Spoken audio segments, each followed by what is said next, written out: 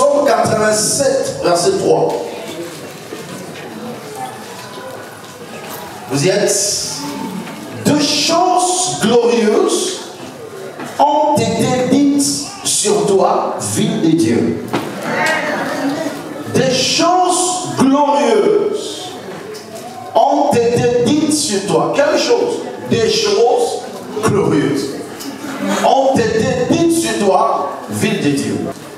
Un jour, David dit, qui est l'homme pour que l'Éternel pense à lui? Il est en train de se poser des questions parce qu'il voyait tellement de choses que Dieu faisait dans la vie d'un homme. Et il s'est dit, qui est l'homme? C'était comme une interrogation, comme une exclamation, je ne sais pas. Mais quand même il dit, qui est l'homme pour que Dieu pense à lui? Qui est l'homme pour que Dieu se souvienne de lui? J'ose croire, il avait fait une analyse que moi je fais maintenant. Quelle est cette analyse? C'est la différence entre toutes les créatures de Dieu. L'arbre est une créature de Dieu. L'animal est une créature de Dieu. L'homme aussi est une créature de Dieu. N'est-ce pas? Oh, n'est-ce pas? Très bien. Mais David est en train de voir la considération, beaucoup d'intérêt que Dieu apporte que sur l'homme par rapport à d'autres créatures. Par exemple, une antilope est poursuivie par un lion. L'antilope crie dans la forêt. L'antilope crie, l'antilope court, le lion le poursuit, l'antilope crie. Quand il crie là, il crie vers qui? Peut-être vers son créateur. L'antilope aussi a un créateur, n'est-ce pas? Et ce créateur, c'est qui? C'est Dieu. Mais quand il crie là, c'est un cri d'alarme, c'est un cri au secours. Mais malgré ce cri là, le lion va l'attraper et le manger. Malgré le cri, malgré qu'il a un créateur, mais le lion l'attrape, le lion le mange. Mais arrivé chez l'homme, aux Arabes, quand un sorcier te poursuit, quand un sorcier, un démon veut te détruire, la Bible déclare, quand le juste crie, l'Éternel l'entend et il le délivre. My God. Quand le juste crie, l'Éternel ne reste pas insensible. L'Éternel entend, et quand il entend, il intervient. Pourquoi seulement l'homme? David, voilà la réponse. C'est parce que l'homme est sur qui l'Éternel a annoncé des choses glorieuses. L'homme, ce n'est pas n'importe quelle créature. L'homme est celui sur qui Dieu a annoncé des choses glorieuses. Voilà pourquoi Dieu, étant le maître de sa parole, il veille sur sa parole pour l'exécuter. Il ne veut pas que quand il annonce des choses, que ces choses planent sans être accomplies. Alors l'Éternel va soutenir sa parole. En soutenant sa parole, automatiquement, il protège aussi le bénéficiaire. Dieu a tout intérêt de te garder. Dieu a tout intérêt de te protéger, tout simplement parce qu'il a annoncé des choses glorieuses sur toi. Quand tu marches sur la terre, David a dit encore, moi, je suis pauvre, je suis indigent, mais l'Éternel pense à moi. Tel que tu es là, tu es l'objet principal de pensée de Dieu. Donc pendant que tu marches sur la terre, il y a un créateur. J'ai dit, je pèse mes mots, un créateur qui pense sur toi. Tu n'es pas n'importe qui. Je ne suis pas n'importe qui. Pourquoi? Tout simplement parce que sur toi, l'Éternel a annoncé des choses glorieuses.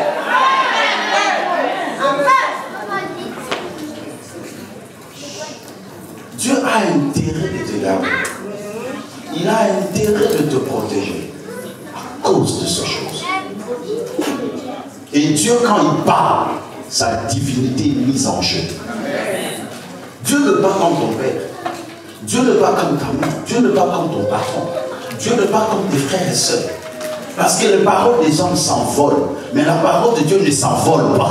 Quand Dieu parle, il veille sur sa parole pour l'exécuter. Il soutient toutes choses par sa parole puissante. pourquoi David a dit, je ne mourrai point, je vivrai et je rencontrerai les œuvres de l'Éternel. Parce que l'Éternel a parlé. Un jour il dit, Seigneur, si tu me tues aujourd'hui là, est-ce que de la poussière a des louanges à te donner? Si tu permets que je meure et que je devienne poussière, est-ce que là je vais t'adorer? Fais des choses maintenant pour que j'annonce, pour que je témoigne de ce que tu fais. Amen. Il était une fois un homme appelé Saül. Il était fils de Kis. Kis était de la descendance de Benjamin. Donc, Saül était le petit-fils de Benjamin. Amen. Un jour, les ânesses de Kis sont perdues. Suivez très bien l'histoire parce que dans la compréhension de l'histoire, nous tirons la révélation. Quand les ânesses sont perdues, c'était une famille qui n'était pas trop riche. Amen. Parce que lui-même, il témoigne, il dit que ma famille est la plus petite à Manassé. Le plus moindre. Le témoigne. Alors, quand les ânesses sont perdues, le père appelle son fils. Saül, va chercher les ânesses. Suivez très bien. Saül est allé chercher les ânesses de son père. En cherchant, il ne trouve pas. Après 3 jours de marche, parce qu'il montait des montagnes, il descendait, il faisait ceci. Il cherchait partout sans le trouver. Alors il dit à son serviteur, retourne. Son serviteur dit, pourquoi on va retourner? On a déjà amorcé un travail. Mais je sais que dans cette ville, il y a un homme de Dieu. C'est un voyant. Tout ce qu'il dit ne manque pas d'avis. Alors on le consulte. Il dit, bon, est-ce qu'on a une offrande là pour consulter l'homme de Dieu? Il dit, oui, il y en a. Moi, j'ai une offrande que je vais donner à l'homme de Dieu. Et il va nous dire qu'est-ce que nous avons fait. Pendant qu'ils étaient en train de discuter, de l'autre côté, à la même heure, Dieu est en train de révéler à Samuel des choses. Que demain, à la même heure, je t'enverrai un homme du pays de Benjamin. Tu le mèneras comme roi sur Israël. C'est lui qui va gouverner. Amen. Avant de continuer le récit, je reviens au début, parce qu'il y a une flamme qui brûle en moi pour vous donner cette révélation de la parole de Dieu. Est-ce que nous sommes ensemble? Écoutez très bien. Cette famille était un peu modeste. Cette famille n'avait pas de grande richesse. Donc les ânesses constituaient la richesse de la femme. Est-ce que quelqu'un est en train de comprendre? Or que la bénédiction du père léguée au fils, on l'appelle quoi? Héritage. Si Kis a envoyé Saül aller chercher les ânesses, parce que ces ânesses représentaient beaucoup pour Saül, il pouvait dire que ce qui est perdu là, c'est ton héritage. Ce qui est perdu, c'est ce que tu as de mieux. Qui a dit Amen? Parce que si ces ânesses ne représentaient pas grand chose, il pourrait même envoyer des serviteurs. Parce qu'il avait des serviteurs qu'il pouvait envoyer. Il dit non, la valeur de ces ânesses, c'est ton héritage. C'est ce que tu as de mieux. Va le chercher. Parce que c'est perdu. Bien-aimé dans le Seigneur, je suis venu annoncer une bonne nouvelle à une personne qui a perdu quelque chose de mieux. Quelque chose de valeur dans sa vie. Quelque chose qui fait sa dignité. Quelque chose qui fait son personnage. Qui fait sa personnalité. Mais tu l'as perdu. Chacun de nous a ses ânesses qu'il a perdues. Chacun de nous est à la quête d'une ânesse de sa vie. Alléluia. D'un héritage. Pour les autres, ça peut être ton travail que Dieu est en train de chercher. Ça peut être ton mariage que Dieu est en train de chercher. Ça peut être les enfants que Dieu est en train de chercher. Les autres sont en train de chercher leur santé pour se reconstituer, afin de continuer un bon parcours dans la vie, afin d'avoir la stabilité. Donc les ânesses, c'est ce que tu peux avoir de mieux dans ta vie. Mais il en a perdu. Et il dit, mais va le chercher. Parce que dans ce monde, tout le monde est en train de chercher ses ânesses. Tout le monde est à la quête de quelque chose. Et le païen et le chrétien, nous sommes à la quête de quelque chose. Pourquoi tu te lèves le matin? Pourquoi tu travailles dur? Malgré que tu es fatigué, malgré que tu viens la nuit, mais tu t'élèves parce que tu as la recherche des ânesses. Dans tout le domaine de ta vie, tu as une ânesse que tu es en train de chercher. Mais le problème, ce n'est pas seulement de perdre. Le problème, ce n'est pas seulement de chercher, mais où tu es en train de chercher. La Bible déclare, il monta dans des montagnes, il descendit dans les vallées, il chercha partout. C'est ça ta vie. Tu es en train de chercher les ânesses. Tu montes de montagne. C'est l'image de sacrifice. Après, tu descends dans les vallées. C'est l'image de l'humiliation. Parce que quand quelqu'un est en train de chercher, il est même humilié. Parce qu'il peut demander même un petit. Ce petit-là le ment. Il lui dit non, c'est à gauche. Or que ce soit, c'est à droite. Donc il est tellement humilié qu'il a dit amen. Parce que la vie d'une personne est semblable à un relief. Le relief, c'est l'ensemble des inégalités de la terre. Dans le relief, nous avons la cuvette, la colline, la montagne, le chaîne de montagne, la vallée, le plateau, la plaine. Qui a dit amen? Et la vie d'une personne est comme ça. Parfois, il monte dans une petite cuvette, les choses semblent un peu aller. Mais tout d'un coup, il y a une petite colline. La colline, c'est une petite montagne. C'est-à-dire une petite difficulté qui s'élève devant lui. Il l'escalade quand même sans souci. Mais pendant qu'il est en train de escalader, il regarde à côté, il y a un plateau. Il s'est dit, bon, je vais quand même me reposer. En tout cas, il marche, les choses évoluent. Tout d'un coup, il y a une chaîne de montagnes. Mais qu'est-ce qui se fait? Qu'est-ce qui se passe encore? Les difficultés se multiplient. Après, tout d'un coup, il y a encore une grande montagne devant lui. Il se dit, non, mais je suis fini là. Il est obligé d'escalader encore la montagne. Mais malheureusement pour lui, dès qu'il termine la montagne, c'est une vallée. L'humiliation commence. Humilié. Après tout d'un coup, il y a une plaine. Alléluia. Les choses avancent mieux. Il s'est dit gloire au Seigneur. Il s'est dit Dieu bon. Voilà ta vie qui a dit amen. Mais ce qui me réjouit, c'est quoi? David nous a révélé une chose. Il dit, même quand je marcherai dans la vallée de l'ombre et de la mort, je ne crains aucun mal. Je prophétise. La vallée pour un enfant de Dieu n'est pas une demeure, mais c'est une traversée.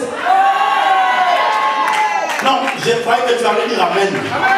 J'ai dit encore, la vallée pour un enfant de Dieu, ce n'est pas une demeure, mais c'est une traversée. Il dit quand je marcherai, il dit pas quand je vais rester, il dit pas quand je vais m'éterniser, non, mais quand je marcherai, celui qui marche, il avance, celui qui marche, il traverse. Bien aimé, les montagnes de ta vie ne sont pas des demeures, les vallées de ta vie ne sont pas des demeures, mais ce sont des traversées. Alléluia. L'humiliation n'est pas ta demeure. Les difficultés ne sont pas ta demeure. Mais c'est une traversée. Oui, ça vient, je passe. Ça vient, je passe. Les chiens à bois, la caravane passe. Alléluia. Mais pourquoi tu t'arrêtes? Tu t'arrêtes pourquoi? Demande à ton frère pourquoi tu t'arrêtes. Si tu t'arrêtes, tu vas voir la grandeur de vallée. Je passe. C'est ton cri de séjour. Dis après moi encore, je passe. La difficulté vient. La pauvreté vient. La stérilité vient. Le célibat me dérange. La santé me dérange. Alors ne reste pas là. Il est en train de chercher. Il est en train de chercher. Jusqu'à ce qu'il était fatigué. C'est comme toi aujourd'hui. Tu as tellement cherché dans les prières, dans le jeûne. Parfois tu as même monté dans les montagnes pour prier. Mais à la fin de compte, tu ne trouves pas. Et tu te dis, je dois retourner. C'est ça la décision que plusieurs ont prise. Que je dois retourner. Mais une voix te parle. Arrête, retourne pas. Combien de gens ont eu la décision de retourner dans le monde? C'est dit non, ça ne tient pas. Beaucoup sont retournés dans le péché qu'ils ont abandonné plus. Beaucoup retournent dans le moyen humain. C'est-à-dire qu'ils forcent les choses. C'est comme Abraham. Sa femme lui dit, bon, en tout cas, ça ne tient pas avec Dieu, donc tu peux essayer. Un moyen humain. Pourvu que Dieu ne vit pas dans l'essentiel. Tu es prêt à retourner, pourquoi? Arrête. Dieu est venu te parler. Ne retourne pas dans le mal, parce que tu te dis avec Dieu ça ne tient pas. Ne retourne pas dans le péché, parce que tu te dis je suis trop saint, mais ça ne tient pas. Heureusement, tu as un serviteur qui est à côté de toi qui te dit Alléluia. Mais il était fatigué. Avec quelle attitude? Comment je dois continuer, pasteur? Tu m'as dit d'avancer, mais je vais avancer. Comment? Je n'ai plus de force. Aujourd'hui, là, il y a un carburant. Il y a une force. Dieu te donne cette nourriture. Comme Élie qui est fatigué, Dieu envoie un ange pour lui donner à manger. Et avec cette force, il marche 40 jours et 40 nuits. Tu as encore un parcours à faire. Non, je dis tu as encore un parcours à faire. Tu as encore des choses à réaliser avec Dieu. Reçois la force. Mais ce qui attire mon attention, c'est quoi? Pendant qu'il était fatigué, pendant qu'il était prêt à abandonner, pendant qu'il était prêt de retourner, à la même heure, au même instant, dans l'oreille d'un homme de Dieu, l'Éternel, son Dieu, est en train d'annoncer des choses glorieuses en sa faveur. J'ai le tableau devant moi. Suivez-moi très bien. J'ai combien de tableaux? 2 tableaux. Au premier tableau, on me montre un Saül fatigué, prêt pour l'abandonner. Mais dans l'autre tableau, on me montre un Samuel avec qui Dieu est en train d'entretenir des choses glorieuses en faveur de celui qui est fatigué. J'annonce une bonne nouvelle. Toi qui es fatigué, toi qui es prêt à te suicider, tu te dis la vie ne vaut plus rien pour moi. Mais quelque part, Dieu est en train d'annoncer des choses glorieuses en ta faveur. Dieu est en train d'annoncer des choses glorieuses en ta faveur. Je le prophétise au nom de Jésus. Non, est-ce que je parle à quelqu'un? Est-ce que je parle à quelqu'un? Non, je dis que je le prophétise au nom de Jésus. Non, pendant que je suis en train de parler, l'Esprit de Dieu m'amène dans la vie d'une personne. Oh, gloire au Seigneur. Il est en train, ou elle est en train de se laver dans sa douche. Elle se regarde, elle se dit, mais qui suis-je? Qu'est-ce qui se passe dans ma vie? Est-ce que ma vie a de sens? Est-ce que ma vie a de la valeur? Est-ce que je ne dois pas seulement me suicider parce que je ne vois rien ne marche? L'Esprit de l'Éternel te dit, arrête, ne le fais pas. Parce que dans l'oreille d'un homme de Dieu, l'Éternel est en train d'annoncer des choses glorieuses à ta faveur. Je prophétise, tu vas regretter la quantité de larmes que tu as pu verser dans ta vie. Tu n'as pas entendu. Tu vas regretter la quantité de larmes que tu as pu verser dans ta vie à cause de l'accomplissement de choses glorieuses que l'Éternel annonce sur toi. Alléluia.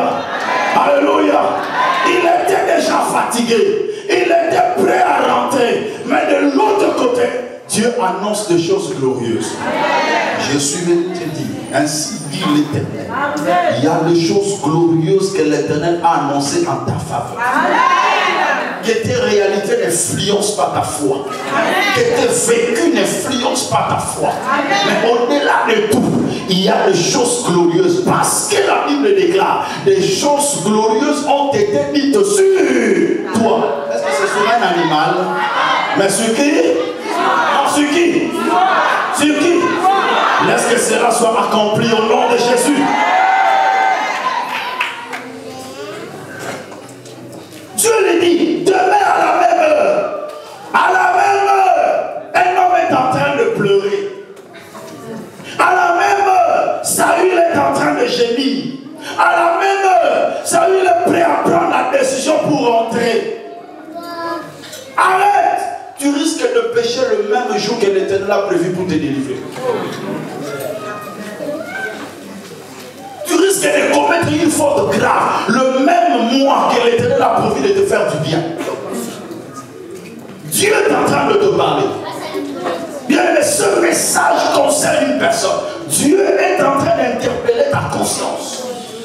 Tu risques de commettre une bêtise que tu vas regretter tout au long de ta vie. Parce que c'est quand quelqu'un arrive à la fin que l'Éternel intervient. Persévère encore, essaye encore, avance encore, ça va tenir. Il y a des choses glorieuses que Dieu a déjà annoncées. C'est au même moment. Il dit demain à la même heure, je t'enverrai. Dieu dit quoi? Je t'enverrai. Est-ce que Dieu a parlé à Saül?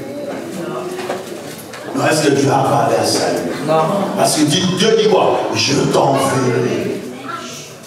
C'est ce qui fait que tu ne vois pas pendant que je suis en train de parler. Tu as un peu de doute parce que Dieu t'a rien dit. Dieu aussi n'avait rien dit à Saül. Pourquoi tu veux que Dieu te dise quelque chose? Dieu te dira rien. Crois. Heureux ceux qui croient sans avoir vu. Ce que j'ai besoin aujourd'hui ce matin-là, donne-moi la foi. Amen. Tu n'as pas besoin de voir pour croire. Parce que ça va arriver. Amen. Et le lendemain, pendant qu'il avançait, il a vu un homme. Il dit, j'ai besoin du voyant. Pendant que lui accourt vers le voyant, Dieu vient confirmer ce qu'il avait dit hier. Il dit, la personne dont je t'avais parlé hier, c'est lui. Laisse que cette personne soit toi.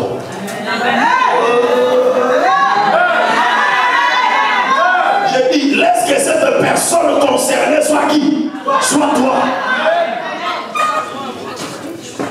La personne dont je te parlais, c'est-à-dire le bénéficiaire de choses glorieuses dont je t'avais annoncé, c'est lui. Donc, il y a des choses que les hommes eux-mêmes se présentent. Il y a d'autres choses aussi dont Dieu présente. Pour ton cas, ce n'est pas que tu te présentes, mais c'est Dieu qui te présente. Il dit celui. Parce que quand l'homme se présente, Dieu parfois ne choisit pas. Mais quand Dieu présente, c'est l'idéal. Il dit celui, la personne dont je t'avais dit, quand on avait parlé hier, la personne qui doit régner, celui.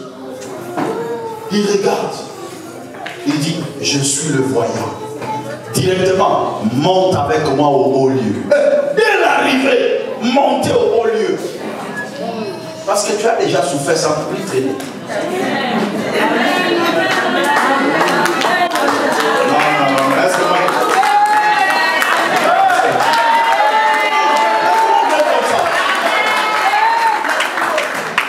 Alléluia. Comment vous êtes comme ça? Là où ça va chauffer, je passe. Si tu es mou, je passe devant. Alléluia. Est-ce que quelqu'un est en train de comprendre? Il dit, mais pourquoi ça doit traîner? Tu as déjà souffert longtemps. Tout d'un coup, monte avec moi au bout. Parce que les choses que tu as cherchées là, ce qui est perdu, ne t'inquiète pas. Il dit, ne t'inquiète pas de ce que tu as perdu. Ainsi dit l'Éternel, ne t'inquiète pas de ce que tu as perdu. Ne t'inquiète pas pour les choses que tu as perdues. Mais donne-moi une amen, je donne la révélation. Donc, je vais superposer la révélation sur ton amen. Il dit, tout ce qu'il y a de mieux en Israël est réservé pour toi. Qu'est-ce que je suis en train de comprendre? Je suis en train de comprendre une chose. Que ce qu'il me cherche est plus grand que ce que je cherche.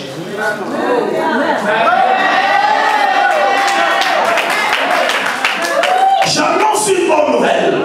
Saül cherchait les ânesses, cependant la royauté le cherchait. Ainsi dit l'Éternel, ce que tu cherches ne représente rien par rapport à ce que Dieu a ordonné de te chercher. Ce qui te cherche est plus grand que ce que toi tu cherches. Qu'est-ce que toi toi tu cherches? Les ânesses. Mais qu'est-ce qui te cherche? La royauté. Alors, ne t'inquiète pas de ce que tu as perdu. Parce que ce qui te cherche est plus grand. Parce que ce qui te cherche est plus valeureux. Parce que ce qui te cherche, c'est la royauté. Mais toi, tu as perdu quoi? Les ânesses. Alors, ne t'inquiète pas.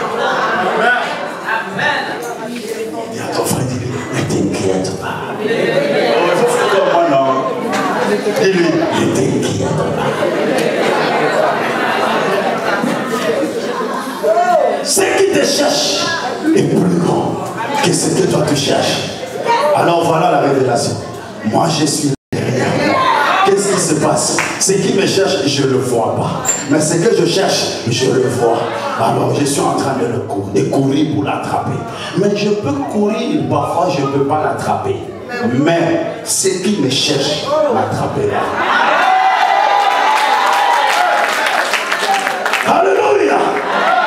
Même si je n'attrape pas ce que je cherche, mais ce qui me cherche va me rattraper. Pourquoi? Parce que moi je peux me fatiguer, mais ce qui me cherche ne va pas se fatiguer. Écoutez. Si ce qui te cherche te trouve, automatiquement tu reçois ce que tu as cherché. Amen. Amen. Amen. Amen. Tu sais pourquoi? Des choses glorieuses annoncées par Dieu, c'est Dieu qui l'a annoncé. C'est Dieu qui en est l'initiateur. Lui-même s'est fait des manœuvres pour que cela te soit parvenu. Ainsi, dès que cela arrive, tout ce dont tu cherchais vient par facile. La Bible déclare, quand il le regarde, il dit, monte avec moi au haut lieu. Il y a un repas qui est réservé pour toi, c'est l'honneur, la considération. Après l'humiliation vient l'élévation. Laisse que le monde te considère parce que Dieu a annoncé des choses glorieuses sur toi.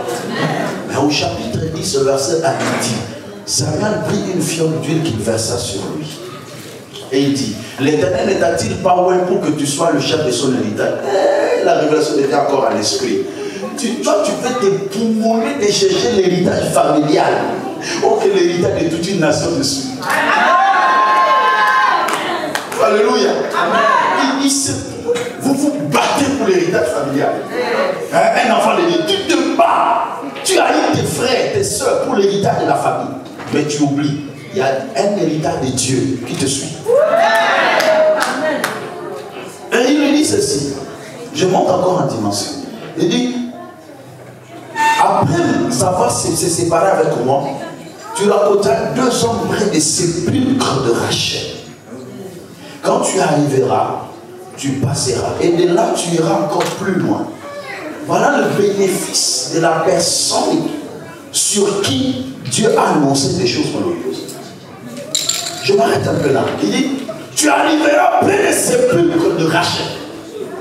Et tu feras quoi? Tu passeras. Revenons. Le sépulcre de Rachel est là. Qui est Rachel? Rachel était la femme de Jacob, qui était enceinte. Pendant qu'elle marchait tout au long de la route, elle a senti le douleur du fils. Et c'est là qu'elle accoucha un fils qui donna le nom de Ben-Oni, qui veut dire le fils de ma douleur. Abraham dit non, mon fils ne sera pas le fils de la douleur. Il s'appellera Benjamin, qui veut dire le fils de ma droite. C'est là où Jacob avait enterré Rachel après avoir donné naissance à Benjamin. Oh, que Benjamin, c'est le grand-père d'Esaïe. Ça vient? Donc, si Saül arrive là, il se dira, c'est la tombe de ma grand-mère. N'est-ce pas? La tombe de ma grand-mère. Mais c'est là où sa grand-mère était morte. La mort, en d'autres termes, en définition, c'est quoi? La mort, c'est la cessation de l'intervention divine. La cessation de l'intervention divine dans la vie d'une personne. Donc, quand tu n'as plus de choses à faire avec toi, là, tu es parti. Est-ce que quelqu'un comprend? Donc, qu'est-ce que je comprends? Là où Rachel était mort, Saül est arrivé là. Et il passait. Et je vais dire à un enfant de Dieu, là où ta famille a échoué, toi tu arriveras et tu passeras. Là où ton père est mort, toi tu arriveras et tu passeras. Là où ta mère est morte, toi tu arriveras et tu passeras. Là où tes frères ont échoué, tu arriveras, tu réussiras et tu passeras. Ce qui a tué ta famille ne te tuera pas. Ce qui a tué ton père ne te tuera pas. Là où tes frères ont échoué, toi tu ne vas pas échouer. Non, je sais que la malédiction héréditaire existe, ça m'importe un peu. Parce que quand la personne sur qui Dieu annonce des choses glorieuses arrive là où les autres sont tombés, lui ne va pas tomber. Parce qu'il n'est pas vide. Il a quelque chose qui plane sur lui. Qui a dit Amen. À cause de choses glorieuses, tu arriveras et tu passeras. Rachel n'avait plus rien sur lui. Mais toi, tu as quelque chose sur toi. Mais toi, tu as une parole prophétique sur toi. La Bible déclare, écrit la prophétie, grave-la sur les tables, afin que tu les lises couramment. Car c'est une prophétie dont le temps est déjà fixé. Elle marche vers son terme. La révélation, la prophétie est toujours évolutive. La prophétie n'est pas stagnante, non. La prophétie est évolutive. Elle marche vers son terme. Elle ne mentira pas. Si elle tarde, attends-la. Elle s'accomplira. Elle s'accomplira certainement. Donc quand il est arrivé là, la puissance de l'hérédité veut l'attaquer. Mais à cause de choses glorieuses, ça devient une couverture. Les choses que Dieu a annoncées sur toi deviennent une couverture sur toi. Il y a des traits enflammés du malin. Tu allais peut-être mourir depuis longtemps. Mais qu'est-ce qui te fait vivre? Des choses. Voilà pourquoi il est écrit, il y a encore de l'espérance pour tous ceux qui vivent. Arrivé là-bas, il dit, lorsque tu arriveras, tu iras encore plus loin. J'annonce une bonne nouvelle. Les choses que ta famille n'a pas fait, toi tu le feras et tu en feras encore de plus grand. Tu arriveras là-bas, là où ils ont joué, toi tu as réussi. Mais là, tu iras encore plus loin. Je l'annonce au nom de Jésus. Tu feras des choses qu'aucun membre de ta famille n'a jamais fait. Ils vont te demander comment tu te portes. Quand les choses glorieuses commencent à s'accomplir dans la vie d'une personne, il y a la considération qui commence à venir. Aujourd'hui, tu es en train de ravir la considération. Vous, dans cette famille, vous ne m'obéissez pas, vous ne me respectez pas, vous ne savez pas comment je suis votre frère. La considération ne s'arrache pas. Quand les choses glorieuses commencent là. Les Philistins sont les ennemis d'Israël. Ils voient qu'un enfant d'Israël est en train de faire quoi? De passer. Qu'est-ce qu'ils vont faire? Mais à cause des choses glorieuses, il passa au milieu de ses ennemis sans être touché. Alléluia! Tu passeras, tu dormiras avec eux, mais ils ne vont pas te toucher. Parce que tu es entre les mains du Seigneur. La prophétie te garde. Les choses glorieuses te gardent. N'aie pas peur. Dors tranquillement comme un bébé. Te réveille le petit matin. Toujours en forme. Ils te feront la guerre. Mais ils ne te vaincront pas. Il dit ne traîne même pas. Ne passe même pas du temps. Fais quoi? Passe. Ne les considère même pas. Fais comme s'il n'existait même pas. Fais quoi? Passe. Et tu vois que la Bible en a encore parlé. La Bible a mentionné seulement qu'il y avait une garnison de Philistins. Mais après, mais pourquoi tu parles de tes ennemis? Passe ton temps pour rien. Parlez de Dieu, ne parlez pas de tes ennemis. Ils n'ont rien à faire avec toi. Parce que la chose de Dieu te couvre et te garde. Ils seront là, mais ils ne vont pas te toucher. Même s'ils veulent te toucher, ils n'arriveront pas. Parce que ce que Dieu a mis en toi, personne ne peut l'enlever. Confiez-vous à l'Éternel, votre Dieu, vous serez affermi. Et à ses serviteurs, vous réussirez. Vous êtes accroché avec l'homme de Dieu. Il a prophétisé. Dieu lui donne un autre cœur. Il le change. Les choses glorieuses changent la vie d'une personne. Il devient notre homme. Il devient extraordinaire. Je prophétise que tu seras extraordinaire au nom de Jésus. Chose glorieuse t'amène là où la main des hommes ne peut pas t'amener. Là où tes relations ne peuvent pas t'amener, les choses glorieuses vont t'amener. Et tu vas ici et tu vas dominer. Dieu vous bénisse. Et qu'il bénisse.